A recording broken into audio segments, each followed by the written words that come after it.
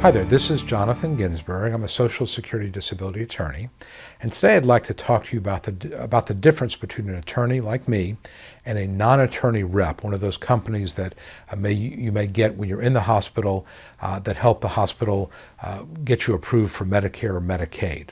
And in my view, there's a pretty significant difference between law firms, private law firms, and these non-attorney reps. And let me say at the outset that I know a couple of non-attorney reps who do good work, so I'm not saying that they're inherently bad, but I will tell you that some of these companies, I'm not so sure about, and I've heard enough stories to be able to form generalizations and realize that a lot of these non-attorney rep firms, what they do is they're actually on a contract with the hospital, a lot of times with big hospitals that are trying to get Medicare, Medicaid reimbursement. So what these non-attorney reps do is they'll come to your room, they'll say, we need to help you apply for Social Security disability, it won't cost you anything, let us help you, and they'll help you file the application, get the process started.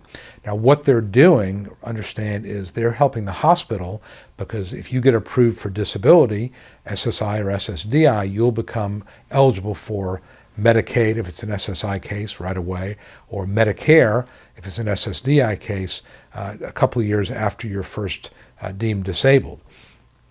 So the point there is they want to get the hospital reimbursed. So even though they're helping you, they're really helping the hospital as well.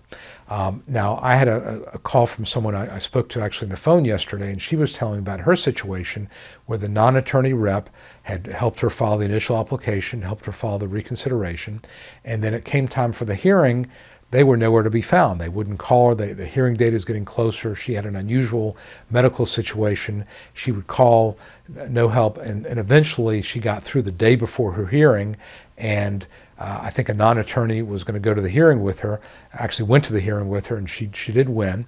But she told me, she said, look, I probably got more out of your videos than I did from this other person, because they didn't tell me anything at all about getting statements from former coworkers and supervisors or getting a functional capacity form. Because realize the non-attorney rep company has already gotten paid. They're not getting paid anything if the case is won. Their job is to simply get the person approved. And again, they're hoping the person gets approved, but they're not really set up to do hearings the way attorneys are. And of course, we get paid a percentage of past due benefits, but we're going to do a lot more to try to get you approved, because again, we deal with hearings. Lawyers deal with hearings all the time, and it's not something that somebody just went a couple of times and said, okay, I'm ready to do hearings. So you got to be really careful when you're dealing with a non-attorney rep. You need to find out who the person is who's going with you, what their experience level is. Have they done hearings? Do they understand your fact patterns? How many cases do they have? What is their theory of disability? What evidence have they put together? You got to ask those questions. You got to be your own advocate, because if not, you could be like this lady and literally not hear from the non-attorney rep the day before the hearing. And by the way, this is not just unique to non-attorney reps. I know I've seen a number of situations where people are in the hearing room, they're looking around, their attorney's not there, and somebody they've never seen walks in and says, is Mr. Jones here? Is Mr. Smith here? You know, maybe some national firm that has a contract lawyer.